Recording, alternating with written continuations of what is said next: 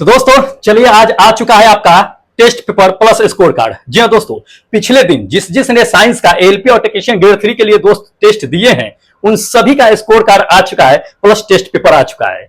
कुछ दिन एक आध दो दिन जो है क्या हुआ है कि टेस्ट गैप हो गया है, क्योंकि हम भी स्वतंत्रता दिवस मनाने में बिजी थे, इस वजह से थोड़ा गैप हो गया है दोस्त। बहुत सारे मैसेजेज और कॉल आ रहे थे, लेकिन चलिए अब आज यहां से क्या होगा कि टेस्ट कंटिन्यू रहेगा, बिल्कुल गैप नहीं होने वाली है, ठीक है। और दूसरी नंबर आपको बता देता हूं बात कि अभी तक 20 क्वेश्चन का टेस्ट हुआ करता था साइंस में एलपी और टेक्नीशियन ग्रेड 3 के लिए, लेकिन अब यहां से दोस्त 20 की जगह 30 क्वेश्चन होगा। जी हां, 20 की जगह 30 क्वेश्चन होगा, और उसी के अकॉर्डिंग क्या होगा कि टाइम भी इंक्रीज कर दिया जाएगा। जब टेस्ट दीजिएगा आपको पता लग जाएगा 20 क्वेश्चन के लिए कितना वक्त होता था, 5 मिनट हुआ करता था, बस 30 क्वेश्चन के लिए उसी हिसाब से हम बढ़ा देंगे, चिंता ना कीजिए, ठीक है।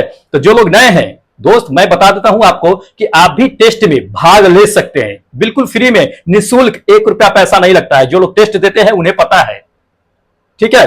तो आप भी भाग ले सकते हैं। कैसे टेस्ट देना है नहीं देना है आज बिल्कुल क्लियर कर देंगे। जो लोगों को टेस्ट देने में दिक्कतें होती है दोस्त, वीडियो के अंत तक के बने रहिएगा, क्योंकि हम आपको टेस्ट पेपर दिखाने के बाद स्कोर कार्ड देखने से पहले आपको पूरा क्लियर करेंगे कि कैसे टेस्ट देना है, कहां से टेस्ट देना है, ठीक है।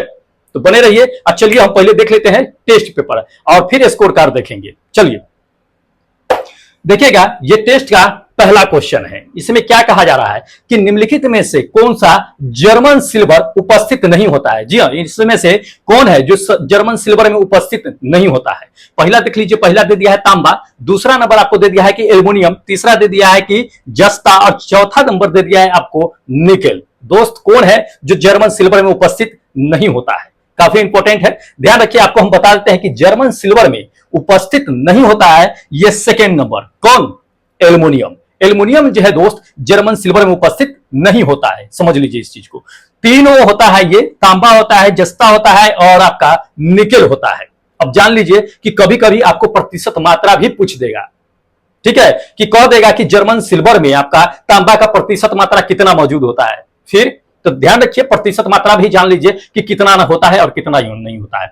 तो तांबा है, ये जो कॉपर है, कॉपर में दोस्त जो मात्रा होती है, ये जर्मन सिल्वर में कॉपर की मात्रा वो 60% होती है। कितना, 60%। और नीचे जो बच गए जस्ता और निकेल, ये 20-20% होती है। ध्यान रखिएगा, इस चीज को पूछा जाता है, इंपॉर्टेंट है, इसलिए आपको हम बता रहे हैं। तो जर्मन सिल्वर को याद रखिएगा। चलिए नेक्स्ट क्वेश्चन बता देते हैं आपको दोस्त। ये सेकेंड क्वेश्चन है। इसमें क्या कहा जा रहा है कि फिरोमोन्स पाए जाते हैं, किसमें पाए जाते हैं फिरोमोन्स, ये जानना है हमें। तो पहला देख लीजिए, पहला क्या दिया हुआ है कि कीट में पाया जाता है, या दूसरा दे दिया कि सांप में पाया जाता है, या तीसरा नंबर आपको कहा जा रहा है कि पक्षियों में पाया जाता है, या चौथा कह रहा है कि चमगादड़ में पाया जाता है। दोस्त फिरोमोन्स पाया किस में जाता है, ध्यान रखिए। अब फिरोमोन्स का होता काम क्या है ये भी जान लेंगे हम। तो ध्यान रखिएगा, आपको हम बताते हैं कि ये फिरोमोन्स जो होता है दोस्त कीट में पाया जाता है। किस में पाया जाता है, कीटों में पाया जाता है, समझिए। अब फिरोमोन्स का काम होता क्या है, कीट में तो पाया जाता है, लेकिन कीट जान लीजिए नर और मादा तो होता ही है ना कीट, तो नर में पाया जाता है या मादा में पाया जाता है, ये जान लीजिए। तो आपको हम बता देते हैं कि फिरोमोन्स जो होता है वो मादा कीट में पाई जाती है। किसमें, मादा कीट में। आखिर मादा कीट इस फिरोमोन्स के करते क्या है, तो ध्यान रखिए, आपको हम बताते हैं कि फिरोमोन्स जो है वो एक रासायनिक पदार्थ होता है, एक केमिकल होता है, ठीक है, जो मादा कीट क्या करती है कि छोड़ती चली जाती है, और जितने भी नर कीट होते हैं उसको अपनी ओर आकर्षित करते हैं, ठीक है, जनन करने के लिए। तो ये मादा कीट में पाया जाता है, फिरोमोन्स का ये काम होता है, ठीक है। तो समझ लीजिए, काफी इंपॉर्टेंट है ये। फर्स्ट नंबर मेरा ऑप्शन क्या है कि बिल्कुल करेक्ट होगा, ठीक है। चलिए तीसरा क्वेश्चन देखते हैं। देख लीजिए, ये तीसरा नंबर क्वेश्चन है। कहता है कि विकिरण पायरोमीटर में कितना तापमान जो है मापा जा सकता है। जी हाँ, पायरोमीटर। तो पायरोमीटर आप जानते होइएगा, अगर नहीं पता है तो हम आपको बता भी देंगे कि पायरोमीटर होता क्या है। दोस्त पायरोमीटर कोरोना कोविड के टाइम में आप जानते थे ना, क्या किया जाता था, आपके माथे पर जो है टेम्परेचर बिठा करके लिया जाता था ना, बंदूक की तरह होता था, तो वो पायरोमीटर होता है। दिखा देते हैं, ये पायरोमीटर होता है, इससे लेजर निकलती है, और क्या होता है कि इसी से टेम्परेचर मापा जाता है। क्यों, कहां पे मापा जाता है ये जान लीजिए, जहां पे ज्यादा टेम्परेचर होती है, काफी हाई टेम्परेचर होती है, ठीक है। तो जहां पे जाना इंसान का पॉसिबल नहीं होता है, वहां का टेम्परेचर मापने के लिए पायरोमीटर का इस्तेमाल करता है, या इंसान को जाने से खतरा हो सकता है, जैसे कि कोविड के टाइम था, तो इंसान एक दूसरे के कांटेक्ट में आएंगे तो कोविड क्या हो सकता था कि संक्रमण फैल सकता था। इसलिए पैरामीटर से उस मस्तिष्क में भिरा करके क्या किया जाता था कि टेम्परेचर ले लिया जाता था। तो ये वैसे जैसे भट्ठी हो गया, ठीक है, वैसे जगहों पे जहां ज्यादा टेम्परेचर होता है वहां पे क्या होता है कि पैरामीटर से लेजर भिरा करके उसका टेम्परेचर ले लिया जाता है। अब देखना यह है कि कितना टेम्परेचर ले सकते हैं। तो इसमें दे दिया है, पहला देख लीजिए, पहला कहता है 100 से 250 डिग्री सेल्सियस, या दूसरा नंबर कहता है 100 डिग्री सेल्सियस, या तीसरा नंबर कहता है कि 250 से 500 डिग्री सेल्सियस, या चौथा कहता है कि 500 डिग्री सेल्सियस। कितना टेम्परेचर देखिए, अगर आपको हम ऑप्शन के अकॉर्डिंग दोस्त चले तो पायरोमीटर से जो है 500 डिग्री टेम्परेचर हम ले सकते हैं। कितना? 500 डिग्री। लेकिन जान लीजिए कि पायरोमीटर से अधिकतम हम कितना डिग्री सेल्सियस तक की टेम्परेचर मेजर कर सकते हैं। तो दोस्त अधिकतम जो होता है वो 3000 डिग्री सेल्सियस तक के आप पायरोमीटर से मेजर कर सकते हैं। कितना? 3000 डिग्री सेल्सियस तक। लेकिन इसमें सबसे ज्यादा इसमें कितना है तो 500 है। सबसे ज्यादा जो रहेगा उसको मार दीजिएगा 3000 से कम तक के, 3000 से ज्यादा मत मारिएगा पायरोमीटर में, ठीक है। इसको ध्यान में रखिएगा, इंपॉर्टेंट क्वेश्चन है। चलिए टेस्ट का अगला क्वेश्चन दिखाते हैं।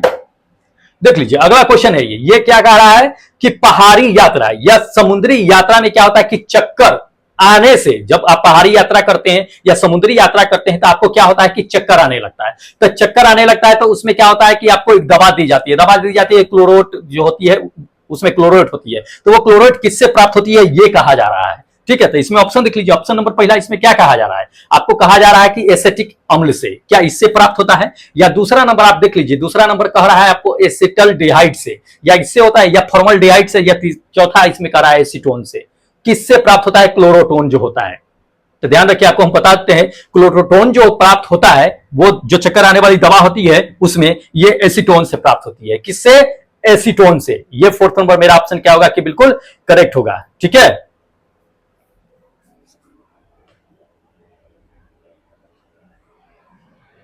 हाँ, तो इसको क्या करना है कि ध्यान में रखना है। चलिए अब अगला हम क्वेश्चन आपको दिखा देते हैं। देख लीजिए ये अगला क्वेश्चन है, इसमें कह रहा है क्या कि सबसे पहला नाभिकीय रिएक्टर बनाया था, कौन बनाया था सबसे पहला नाभिकीय रिएक्टर? काफी इंपॉर्टेंट है। पहला देख लीजिए कि क्या कहा जा रहा है कि आइंस्टीन साहब ने बनाया था, या दूसरा नंबर आपको कह रहा है कि न्यूटन साहब बनाए थे, या तीसरा नंबर कह रहा है कि रदरफोर्ड साहब, या चौथा नंबर आपको कहा जा रहा है कि फर्मी साहब। किसने पहला नाभिकीय रिएक्टर बनाया था? दोस्त जान लीजिए, ये सीधा कह रहा है कि पहला नाभिकीय रिएक्टर। अगर भारत का कहता तो फिर आंसर चेंज हो जाता, लेकिन भारत का यहां नाम नहीं लिया गया है। ये सीधा पूरा वर्ल्ड की बातें कर रहा है कि पूरे वर्ल्ड में आपका पहला नाभिकीय रिएक्टर किसने बना दिया था। तो ध्यान रखिए, आपको हम बताते हैं कि पहला नाभिकीय रिएक्टर जो बना था ये फर्मी साहब ने बनाया था। किसने? फर्मी साहब ने। ये फोर्थ नंबर मेरा ऑप्शन सही होगा। फर्मी साहब ने कौन सा नाभिकीय रिएक्टर बनाया था, कहां बनाया था ये भी जान लीजिए, तो शिकागो में बनाया गया था। फर्मी साहब ने कहां बनाया था? शिकागो में। कौन सा बना था? तो ये आपका था पाइल वन नाभिकीय रिएक्टर नाम दिया गया था, फर्मी साहब ने शिकागो में बनाया था ये। लेकिन अगर भारत की बात करता दोस्त, तो भारत में पहला परमाणु रिएक्टर का नाम जो था वो अप्सरा था। क्या था? अप्सरा परमाणु रिएक्टर, जो पहला भारत में बनाया गया था।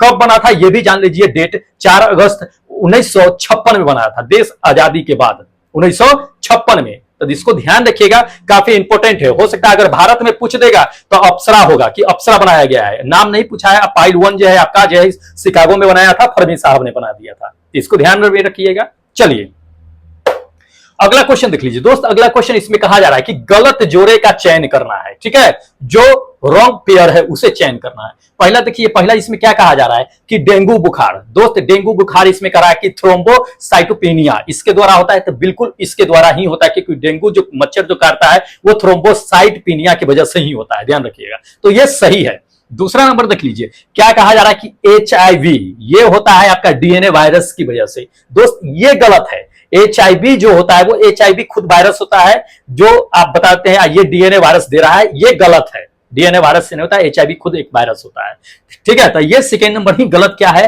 कि जोड़ा लगा हुआ है। तो ये मेरा क्या है कि करेक्ट अकॉर्डिंग टू क्वेश्चन है, ठीक है। चलिए अगला क्वेश्चन देख लीजिए दोस्त। अगला क्वेश्चन इसमें कहा जा रहा है कि लगभग 20 डिग्री सेल्सियस तापक्रम पर किस माध्यम में आपका ध्वनि जो होगा वो सबसे अधिकतम होगा। किस माध्यम में? 20 डिग्री सेल्सियस पे। पहला देख लीजिए, पहला क्या कहा जा रहा है कि हवा में हो सकती है, या दूसरा नंबर कहता है ग्रेनाइट में, या तीसरा नंबर आपको कहा जा रहा है कि पानी में, या चौथा नंबर आपको कहा जा रहा है कि लोहा में।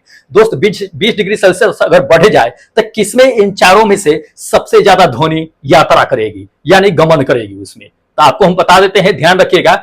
20 डिग्री बढ़े, 40 डिग्री बढ़े, कितना भी बढ़े, सबसे ज्यादा जो होती है ध्वनि वो ठोस में ही यात्रा करती है। बस ये कंफ्यूजन करने के लिए आपको ये 20 डिग्री 40 डिग्री थमा देगा, समझ जाइए इस चीज को। लेकिन जान लीजिए, अगर ठोस है तो ठोस में ही आपका क्या होगा कि सबसे ज्यादा ध्वनि गमन करती है।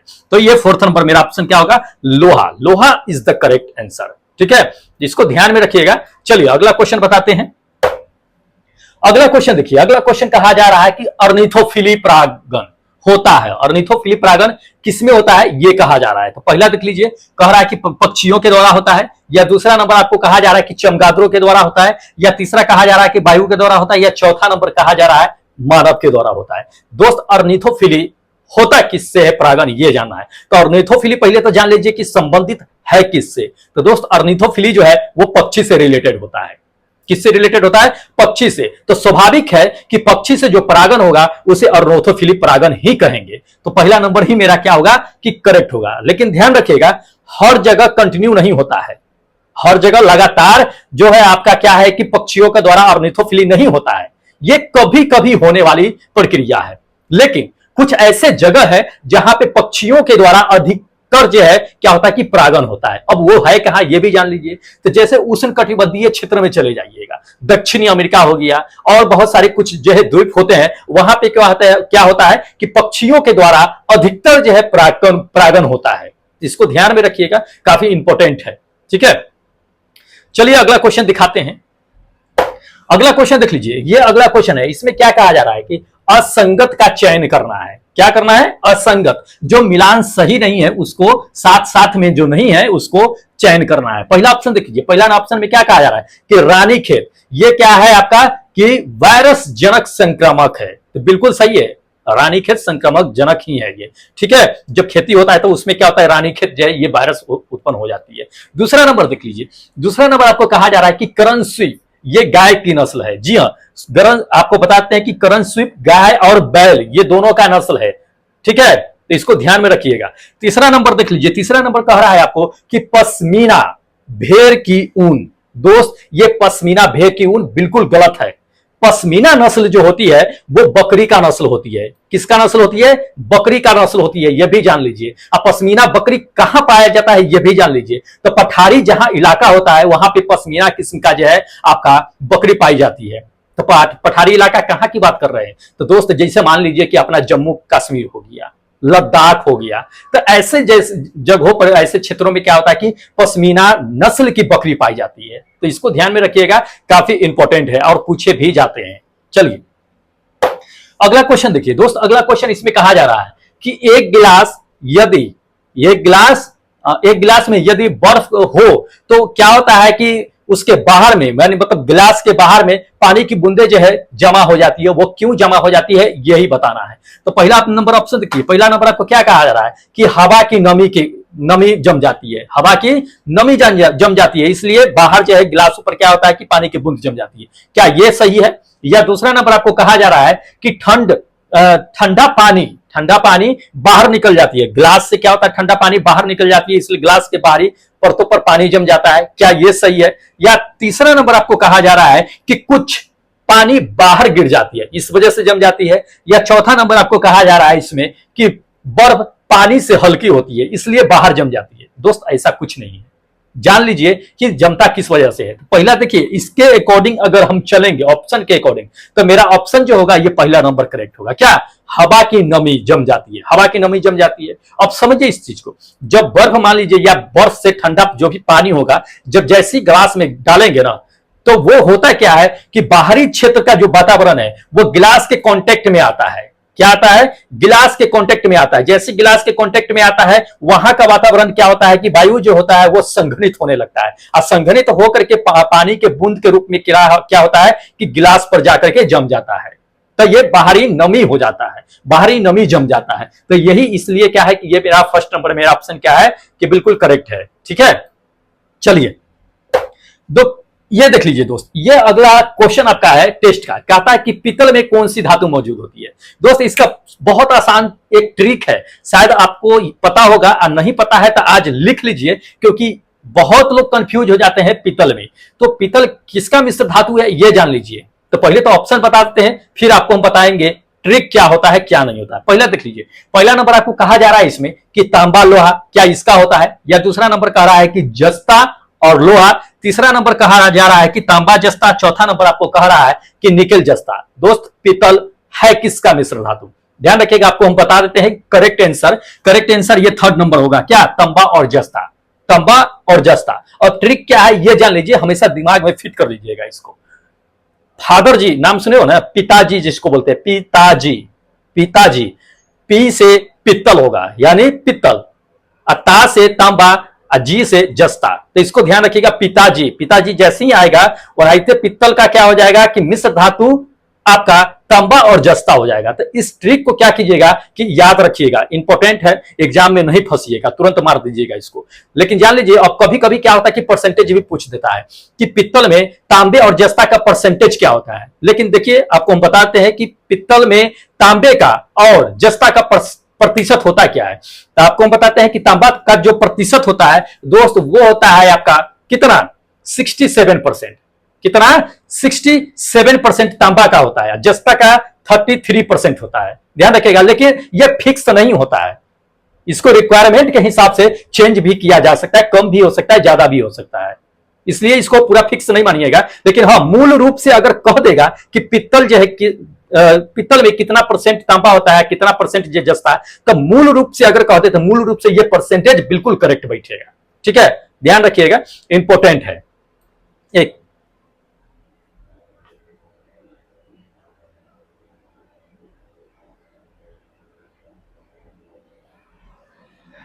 हाँ, तो आपको हम बता दिए हैं कि अगर मूल रूप से अगर पूछ देगा पित्तल का, तो ध्यान रखिएगा 67% जो है आपका तांबा होगा और 33% जो है आपका बता दिए हैं कि जस्ता होगा, मूल रूप से अगर पूछा जाए तो इसको ध्यान में रखना है। चलिए नेक्स्ट क्वेश्चन दिखाते हैं। हाँ, देख लीजिए, अगला क्वेश्चन इसमें क्या कहा जा रहा है कि शरीर का अंग, मतलब शरीर का वह कौन सा अंग है जो विटामिन डी को संश्लेषित कर लेता है, संश्लेषित होता है उसमें जाकर के, शरीर के कौन से अंग में? काफी इंपॉर्टेंट है, ध्यान रखिएगा। पहला देख लीजिए, पहला कहता है कि लीवर में, दूसरा नंबर का आपको कहता है कि त्वचा में, तीसरा नंबर कहता है थाइमस में, तीसरा नंबर, चौथा नंबर कह रहा है एड्रिनल में। दोस्त विटामिन डी होता किसमें है संश्लेषित, ये जानना है। तो ध्यान रखिए, आप सबसे पहले अगर बाहर निकलते हैं तो आपका शरीर का कौन सा भाग जो है धूप के कांटेक्ट में आता है, अल्ट्रावायलेट जो निकलती है उसके कौन जो है कांटेक्ट में आता है? तो शरीर का ऊपरी हिस्सा है, जो ऊपरा स्किन होता है वही ना आता है, तो त्वचा ही आता है। त्वचा ही क्या करता है कि विटामिन डी को अपने अंदर संश्लेषित करता है। तो त्वचा इसमें क्या होगा कि मेरा करेक्ट आंसर होगा, ये सेकेंड नंबर। ठीक है, इसको ध्यान में रखिएगा, त्वचा में विटामिन डी संश्लेषित होता है। चलिए अगला क्वेश्चन देखिए, अगला क्वेश्चन इसमें क्या कहा जा रहा है कि टेरिलीन, हाँ टेरिलीन बनाए जाते हैं, टेरिलीन बनाए जाते हैं, क्या क्या दे दिया है? टेट्राथैलिक, टेट्राथैलिक अम्ल, और किसके साथ बनाई जाती है ये, मतलब टेरिलीन जो बनाई जाती है उसमें कौन कौन मिश्रित होता है, कौन कौन चीज मिला होता है? एक तो पहला आपको टेट्राथिलीन अम्ल दे ही दिया है, थैलिक अम्ल, टेट्राथैलिक अम्ल। दूसरा इसमें क्या मिला होता है ये जान लीजिए। तो दोस्त पहला देख लीजिए ऑप्शन क्या कहा जा रहा है इसमें कि जाइलिन मिला होता है, या दूसरा नंबर एथिलीन मिला होता है, या तीसरा नंबर आपको दे दिया है कि एसिटिलीन मिला होता है, या चौथा नंबर दे दिया है एथिलीन। एथिलीन जो है क्या, ग्लाइकोल, एथिलीन ग्लाइकोल मिला होता है।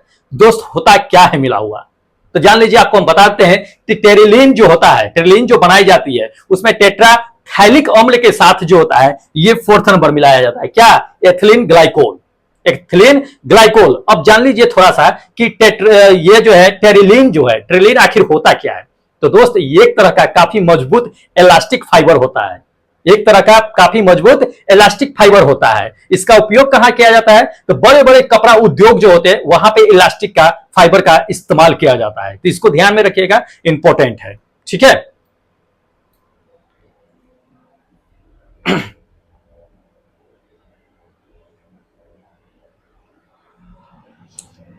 हाँ तो चलिए अब क्या करते हैं कि नेक्स्ट क्वेश्चन पे लेकर के चलते हैं। अगला क्वेश्चन देखिएगा दोस्त, इसमें कहा जा रहा है कि लाह उत्पन्न होती है। लाह किससे उत्पन्न होती है यही बताना है इसमें। पहला नंबर देख लीजिए, पहला नंबर कहता है कि पेड़ की छाल से प्राप्त होता है, या दूसरा नंबर आपको कहता है कि कीट के मल से प्राप्त होता है, या तीसरा नंबर इसमें कहा जा रहा है आपको कीटों के शरीर से स्रावित होता है, या चौथा नंबर आपको कह रहा है कि कीटों के अंडाशय से प्राप्त होता है। दोस्त लाह किससे प्राप्त होता है जान लीजिए। लाह को दूसरे नाम से भी जानते हैं, लाख जिसको कहते हैं, लाख। ठीक है, तो जान लीजिए कि लाह जो होता है ये थर्ड नंबर मेरा करेक्ट आंसर होगा। क्या? कीट के शरीर के स्त्राव से प्राप्त होता है। लाह को लाख भी कहते हैं, इसको ध्यान रखिएगा। इसका उपयोग जो होता है वो कहां होता है ये जान लीजिए, काफी इंपोर्टेंट है। तो ये वार्निश जानते होइएगा, वार्निश में होता है, पॉलिश जो होता है, चमड़ा मोहरी में इसका इस्तेमाल होता है। तो ये इंपॉर्टेंट है, लाह और लाख, लाख जो कहा जाता है सो। ठीक है, चलिए अगला क्वेश्चन दिखाते हैं। यह है आपका अगला क्वेश्चन। क्या कहा जा रहा है कि इंसुलिन का स्त्रावित मतलब स्त्रावन करते हैं, मतलब इंसुलिन कहां से निकलता है ये है। पहला नंबर देख लीजिए, पहला नंबर आपको क्या कहा जा रहा है कि अग्नाशय की अल्फा कोशिका से निकलती है, या दूसरा नंबर आपको इसमें कहा जा रहा है, क्या कहा जा रहा है कि पीयूष की बीटा कोशिका से निकलती है, या तीसरा नंबर इसमें कहा जा रहा है कि लैंगरहैंस की द्वीपिका जो बीटा कोशिका होती है उससे निकलती है, या तीसरा नंबर आपको कहता है कि डेल्टा कोशिका से निकलती है। दोस्त इंसुलिन हार्मोन जो होती है वो किससे स्त्रावित होती है आपको हम बता देते हैं कि इंसुलिन जो होती है दोस्त, ये थर्ड नंबर लैंगरहैंस की द्वीपिका बीटा कोशिका से निकलती है। ठीक है, ध्यान रखिएगा, ये वहीं से निकलती है इंसुलिन जो होती है। ये क्या करने का काम करती है इंसुलिन, आपको पता ही है कि शरीर में जो चीनी होती है, शर्करा जो होती है, उसको कंट्रोल करने का काम करती है। अगर ये निकलना बंद कर दे तो लोगों में चीनी की बीमारी हो जाती है। ना कि समझ लीजिए कि ज्यादा चीनी खाने से लोग चीनी की बीमारी होगी। गांव घर में लोग कहते हैं ना कि ज्यादा चीनी मत खाओ, चीनी का बीमारी होगा। चीनी खाने से दोस्त चीनी की बीमारी नहीं होता है। लैंगरहैंस की द्वीपिका देख रहे हैं, पढ़े लिखे हैं आप, अच्छी तरह से जानते हैं कि इंसुलिन का स्त्राव अगर रुक जाएगा तो आपको चीनी की बीमारी हो जाएगा, ना कि चीनी खाने से चीनी की बीमारी होगी। तो इसको ध्यान में रखिएगा, अगर कोई अगले बार से कहे तो उसको थोड़ा सा समझाइएगा। ठीक है, चलिए अगला क्वेश्चन देखिए। अगला क्वेश्चन क्या कहा जा रहा है कि 1 पिकोग्राम बराबर होता है। दोस्त 1 पिकोग्राम बराबर होता क्या है ये जान लीजिए, काफी इंपॉर्टेंट है। आपको पूछा जाता है, कभी मिली पूछ देता है, कभी माइक्रो पूछ देता है, कभी पिको पूछ देता है, कभी फेम्टो पूछ देता है, कभी एट्टो पूछ देता है। तो ध्यान रखिएगा, आपको हम आज समझा देते हैं सही तरीका से, नोट कर लीजिएगा, हो सके तो वीडियो को पॉज करके देखिए। पिकोग्राम बराबर होता क्या है ये जान लीजिए। आपको करेक्ट आंसर हम बताते हैं कि ये थर्ड नंबर होगा, 10 की पावर जो है -12 ग्राम, 10 के पावर -12 ग्राम। थोड़ा सा आप समझ लीजिए ये चीजें। 3 का पहाड़ा आता ही होगा आपको, 3, 6, 9, 12, 15, 18 आता होगा ना, और 10 तो सभी में रहता है। तो अगर कहा जाए तो ध्यान रखिएगा, milli, micro, nano, pico, femto, atto, इसको याद रखिएगा। Milli, micro, nano, pico, femto, atto. 3 का पहाड़ा पर लीजिएगा, 3, 6, 9, 12, 15, 18, 3, 6, 9, 12, 15, 18। अब पावर में सब माइनस रहेगा, पावर में सब माइनस रहेगा, ध्यान रखिएगा।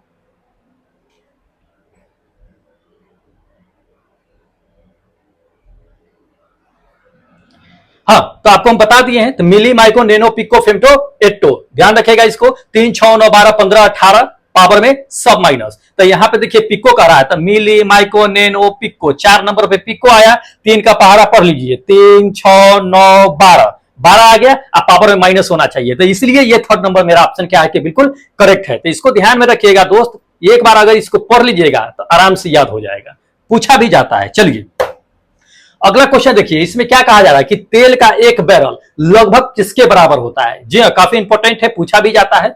चलिए बता देते हैं। पहला ऑप्शन देख लीजिए, 131 लीटर कह रहा है, दूसरा नंबर कह रहा है 159 लीटर, तीसरा नंबर 257 लीटर, चौथा नंबर आपको कहा जा रहा है इसमें 321 लीटर। दोस्त एक बैरल में कितने लीटर होते हैं। अब जान लीजिए एक चीज, हम करेक्ट आंसर तो बता ही देते हैं आपको कि ये सेकेंड नंबर मेरा ऑप्शन होगा, 159 लीटर बराबर एक बैरल होता है, ध्यान रखिए तेल में।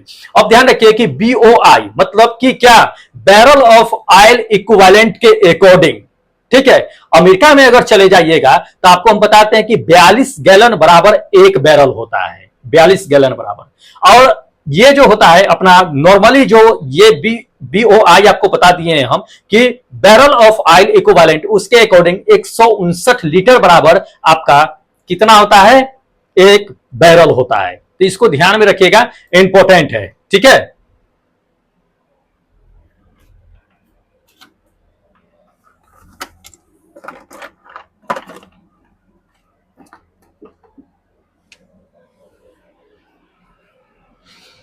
तो अब चलते हैं अगले क्वेश्चन पे।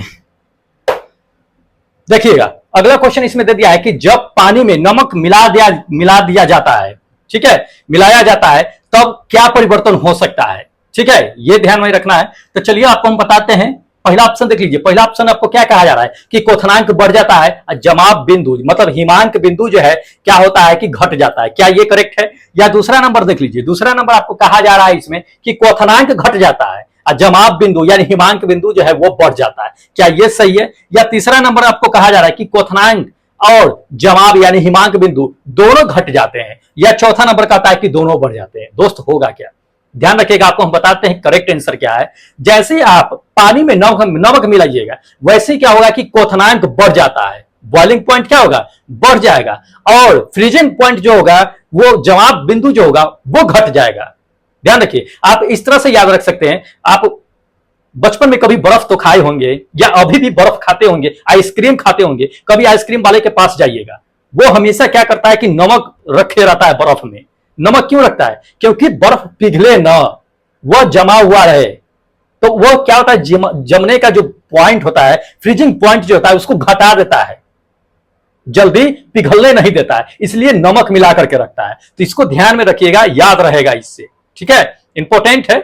चलिए अगला क्वेश्चन देख लीजिए। अगला क्वेश्चन इसमें कहा जा रहा है कि मनुष्य के खोपड़ी में कितनी अस्थियां होती है? मनुष्य के खोपड़ी में कितने अस्थियां होती है? पहला नंबर देख लीजिए, कहता है 8, दूसरा नंबर आपको कह रहा है 30, तीसरा नंबर कह रहा है 32, चौथा नंबर 34। दोस्त खोपड़ी तो ये पूरा होता है, खोपड़ी पूरा होता है। ध्यान लीजिए, ये नक्शा लेकर के पीछे तक के पूरा खोपड़ी होता है, ये मस्तिष्क होता है। लेकिन यहां पे ध्यान रखिए, मनुष्य की खोपड़ी का रहा है। अगर खोपड़ी कहता तो दोस्त पूरे खोपड़ी में 22 हड्डी होती है, लेकिन 22 हड्डी इसमें ऑप्शन है ही नहीं, 22 हड्डी है ही नहीं। तो यहां पे ये क्वेश्चन में थोड़ा सा मिस्टेक है कि मनुष्य को खोपड़ी न देकर के मनुष्य का मस्तिष्क देना चाहिए था, तब ये मेरा 8 जो होता क्या होता कि करेक्ट आंसर होता। मस्तिष्क में होता है, पूरा खोपड़ी मिलाकर के 22 होता है, जिसमें आपको बताते हैं कि 14 जो हड्डी होता है ये पूरा फेस निर्माण में आता है। फेस 14 हड्डी, 8 हड्डी जो होता है ये मस्तिष्क में होता है। तो ये मस्तिष्क देना चाहिए था, मनुष्य का मस्तिष्क। थोड़ा सा एरर है, लेकिन कोई नहीं, हम जब ये टेलीग्राम पे प्रोवाइड कराएंगे आपको तो वहां पे आपको सही मिल जाएगा, ठीक है। तो टेलीग्राम ज्वाइन कर लीजिएगा, जो लोग ज्वाइन नहीं किए हुए हैं टेलीग्राम ज्वाइन कर लीजिएगा, ठीक है। डिस्क्रिप्शन बॉक्स में ही लिंक दिया हुआ है, तो इसको ध्यान में रखिएगा, इंपॉर्टेंट है। चलिए लास्ट क्वेश्चन अब आपको हम बता देते हैं। अगला लास्ट क्वेश्चन इसमें कहा जा रहा है कि परमाणु संख्या आपको दे दिया है, कितना दे दिया है? 17। द्रव्यमान संख्या आपको कितना दे दिया? 35। और एक क्लोरीन परमाणु में नाभिक में, एक क्लोरीन परमाणु के नाभिक में होते हैं, क्या होंगे? ध्यान रखिए आप कि नाभिक में मौजूद होता है, क्या क्या मौजूद होता है? प्रोटॉन और न्यूट्रॉन। इलेक्ट्रॉन चारों ओर चक्कर लगाता है, इसको ध्यान रखिएगा। तो प्रोटॉन होता है, प्रोटॉन मतलब परमाणु ही होता है। तो परमाणु संख्या तो आपको 17 दिया है, तो उसके नाभिक में बचा कौन? न्यूट्रॉन बचा, मतलब न्यूट्रॉन की मान निकालना है। द्रव्यमान संख्या दे दिया, तो ध्यान रखिएगा क्वेश्चन बिल्कुल इंपॉर्टेंट है। द्रव्यमान जो होता है, द्रव्यमान संख्या जो बराबर होता है वो परमाणु संख्या प्लस जो है न्यूट्रॉन की संख्या होता है। और न्यूट्रॉन की संख्या अगर हमें निकालनी है तो क्या करेंगे? द्रव्यमान संख्या में से हम परमाणु संख्या को माइनस कर देंगे। तो जैसे ही माइनस करेंगे, 35 में से 17 माइनस कीजिएगा, न्यूट्रॉन की संख्या कितना आ जाएगा? 18। तो 18 न्यूट्रॉन होगा। कितना होगा? 18 न्यूट्रॉन। ये सेकेंड नंबर मेरा आंसर जो होगा वो करेक्ट होगा, ठीक है। तो ये क्या है कि काफी इंपॉर्टेंट था। अब चलिए हम आपको क्या बताते हैं कि टेस्ट कैसे देना है, नहीं देना है। जो लोग नए हैं, जो लोगों को टेस्ट देने में दिक्कतें आती है, दोस्त समझ लीजिए। देखिए लिंक जो होता है डिस्क्रिप्शन बॉक्स में ही दिया होता है। आपको जैसा कि 1-2 दिन पहले ही मतलब कि पता चला होगा कि एक नया लिंक जनरेट हुआ है। क्या हुआ है? नया लिंक आया है, ठीक है। तो आप जैसे ही खोलते होइएगा वैसे क्या होता होगा कि आपको लिंक 1 लिंक 2 करके आता है ना। तो देखिए कैसे कहां पे खोलना है ये भी ध्यान रखिए। जैसे कि मान लीजिए कि ये वीडियो है, ये आपका क्या है कि यहाँ पे मोर लिखा हुआ है, मोर लिखा हुआ है ना। तो जैसे ही मोर को दबाइएगा वैसे ही ये खुल करके आएगा आपको। जब ये खुलेगा तब इस मोर पे भी क्या कीजिएगा कि दोबारा मतलब कि टैग कीजिएगा। तो टैग कीजिएगा तो ये पूरा निकल के आ जाएगा। क्या आ जाएगा? ये पूरा डिटेल्स आएगा नीचे, ठीक है। और जान लीजिए कि यही आपका लिंक है। इस लिंक पे क्या कीजिएगा कि क्लिक कीजिएगा। जैसे इस लिंक पे क्लिक कीजिएगा तो क्या आएगा आपको? ये पूरा खुल करके आएगा। ये जान लीजिए, ये लिंक 1 लिंक 2 आएगा। ऊपर देख लीजिए आपका यूट्यूब का साइन है, ये इंस्टाग्राम का है और टेलीग्राम का है, ठीक है। ये तीनों लिंक है। तो यूट्यूब पे टच कीजिएगा तो मेरे चैनल पे आ जाइएगा, टेलीग्राम पे ज्वाइन होना है, टेलीग्राम को टच कीजिएगा, टेलीग्राम पे चले जाइएगा मेरे, ठीक है, वहीं पे पीडीएफ आपको सारा प्रोवाइड करा दिया जाएगा। अब जान लीजिए कि टेस्ट का लिंक एक ये है और एक ये है, दो है टेस्ट का लिंक है आपका, ठीक है, दो टेस्ट का लिंक है। अब देना किस पे है ये जान लीजिए। तो दोस्त कभी आपका देखिए, जब डिस्क्रिप्शन बॉक्स में जाइएगा तो वहीं पे लिंक 1 लिंक 2 लिखा रहता है, तो इसको जब खोलिएगा तो आपको क्या होगा कि जिसमें आपको पासकोड मांगा जाएगा वो एक्टिव नहीं होगा, जिसमें पासकोड नहीं मांगा जाएगा वही एक्टिव होगा। आराम से सिर्फ आपको क्या करना है कि नाम और लोकेशन डाल करके टेस्ट दे देना है, ठीक है। तो ये दोनों खोल करके देख लीजिएगा। वैसे डिस्क्रिप्शन बॉक्स में ही लिख देंगे आपको कि लिंक 1 या 2 एक्टिव है, उसी को आप खोल लीजिएगा। बाकी यहां से ये सब जो है क्या है कि पीडीएफ यहां से आप जो है प्रोवाइड ले सकते हैं, यहां से सब पीडीएफ यहीं से अपलोड कर सकते हैं, अपलोड हुआ है, तो जो गूगल ड्राइव है वहीं से पीडीएफ ले सकते हैं, ठीक है। तो चलिए, जो लोग टेस्ट देना चाहते हैं जाकर के टेस्ट दे सकते हैं, और जिन लोगों को स्कोर कार्ड देखना है, जो लोग नए हैं बने रहिए वीडियो के अंत तक के। अभी आपको हम स्कोर कार्ड दिखाते हैं कि कौन जो है आज सबसे नंबर 1 पे है, किसने सबसे ज्यादा नंबर लेकर के आया है, ठीक है। तो बने रहिए वीडियो के अंत तक, दिखाते हैं स्कोर कार्ड। यह है अपना स्कोर कार्ड, जिसने टेस्ट दिया है उन सबका स्कोर कार्ड आज इसमें शामिल है। नाम देख लीजिए सबसे टॉप पे कौन है, और परसेंटेज देख लीजिए कि कितना परसेंट लेकर के आए हैं, ठीक है।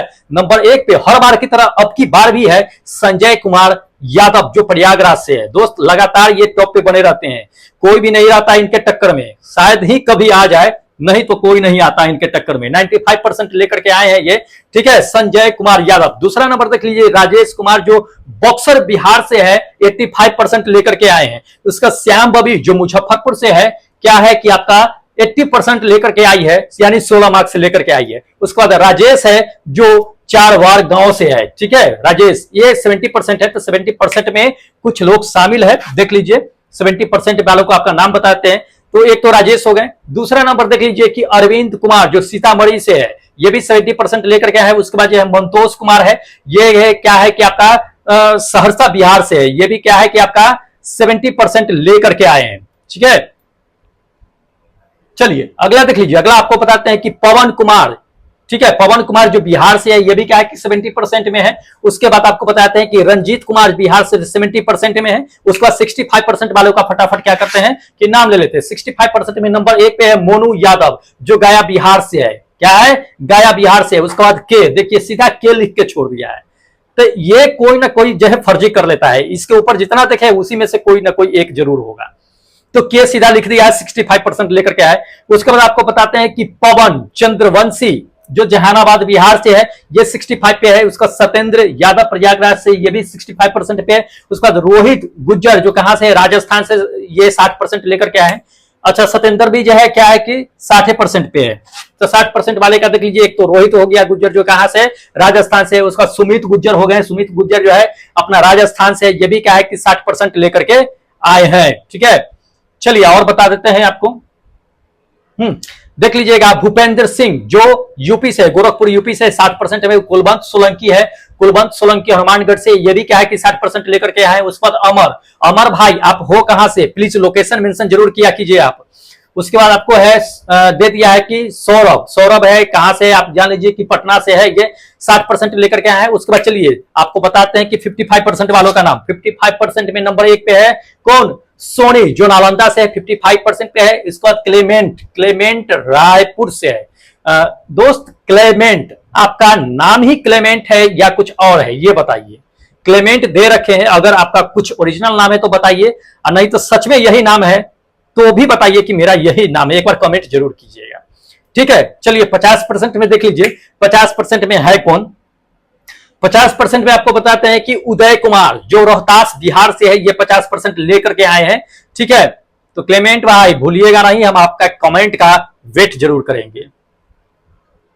चलिए उसका नीतीश कुमार जो सीमान से है, ये 50% है। उसका पवन कुमार जो भागलपुर से है, ये भी क्या है कि 50% है। विपिन कुमार यूपी से है, 50% है। सीएम जो अलवर से है, सीएम बताइए, ये सीएम है। एक तो सीएम राजस्थानी, कोई हरियाणा या दिल्ली से दे रहा था सीएम, एक अलवर से सीएम आ गए हैं। चलिए पूरा नाम लिखा कीजिए अगर है तो।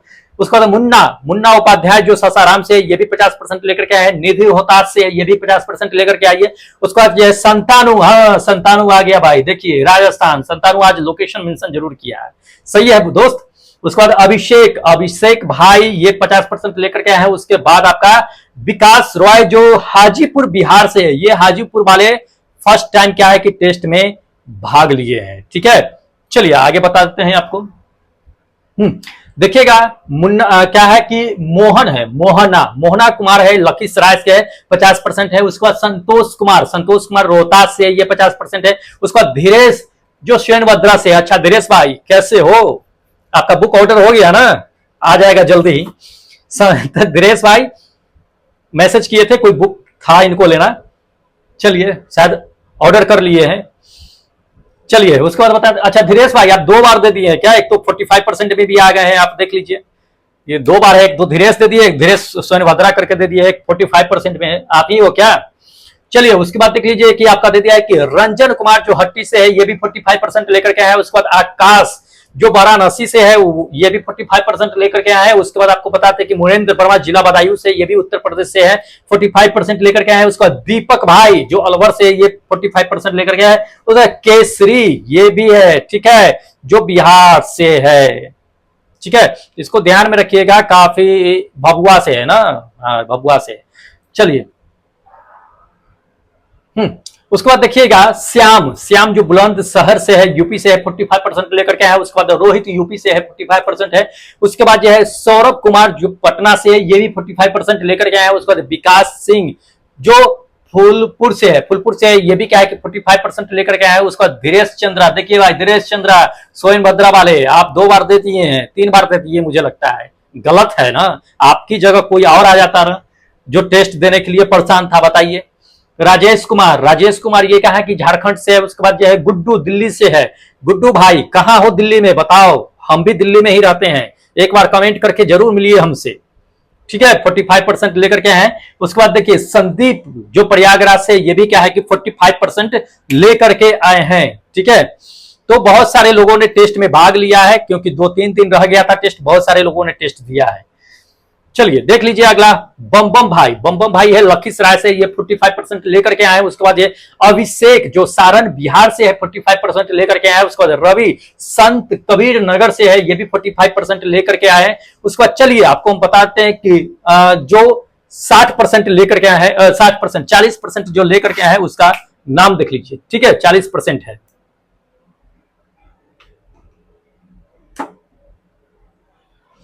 तो 40% में जो है नंबर 1 पे जो है शामिल है दोस्त, वो है मेरे क्लेमेंट। अच्छा क्लेमेंट भाई फिर आप दे दिए हैं, 2 बार दे दिए हैं छत्तीसगढ़ से, गलत है दोस्त, एक ही बार दे रहा है। ठीक है, 40 नंबर ही लेकर के क्या कर लीजिए बताइए।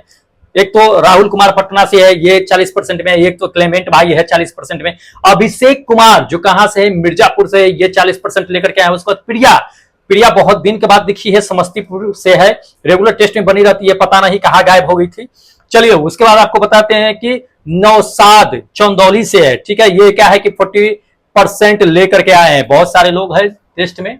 चलिए उसके बाद रवि जो यूपी से है, 40% में। उसका सुमित गुज्जर अलवर से, देखिए सुमित गुज्जर एक और थे जो सबसे टॉप पे थे, तो पहले ये दे दिए हैं फिर बाद में दिए, गलत है दोस्त, क्या कर लिए इससे बताइए। उसके बाद यह है टिंकल दे दिया है, ये बीजेपी दोस्त, बीजेपी ही दे दीजिए पार्टी का नाम। उसके बाद सचिता कुमार जो गया से है, 40% में।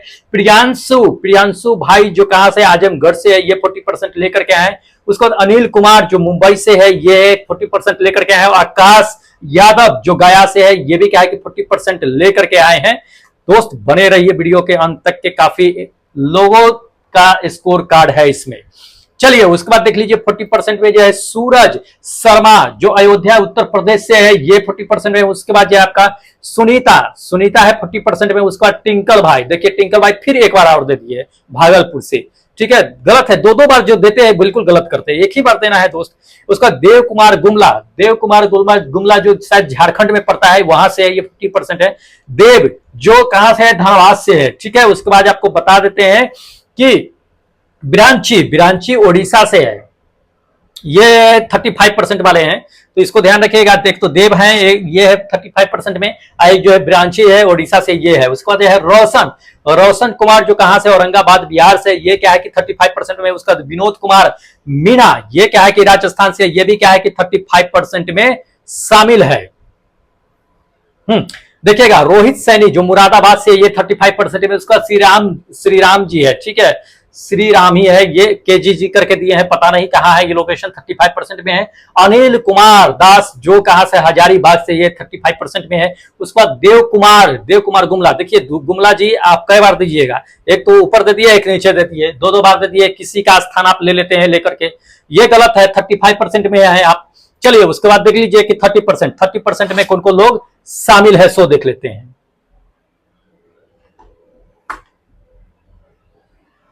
तो 30% वाले का जो है फटाफट नाम ले लेते हैं। चलिए 30% में देख लीजिएगा, 30% में जो नंबर 1 पे है रेहान जो पूर्णिया से है, ये 30% पे है। उसके बाद जो है धर्मेंद्र कुमार जो 30% में है। उसके बाद शंकर जहानाबाद से है, बिहार में पड़ता है, 30% में है। उसके बाद विष्णु कुमार जो प्रयागराज से है, ये भी क्या है कि 30% लेकर के आए हैं, ठीक है। चलिए और बता देते हैं आपको।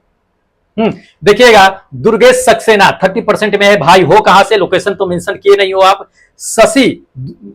शशि दे दिया है, कहां से है, दुर्गापुर से है, ये भी क्या है कि 30% लेकर के आए हैं। उसके बाद अंकित राव जो जौनपुर से है, ये भी 30% लेकर के आए हैं। उसके बाद चलिए 25% वालों का नाम ले लेते हैं हम।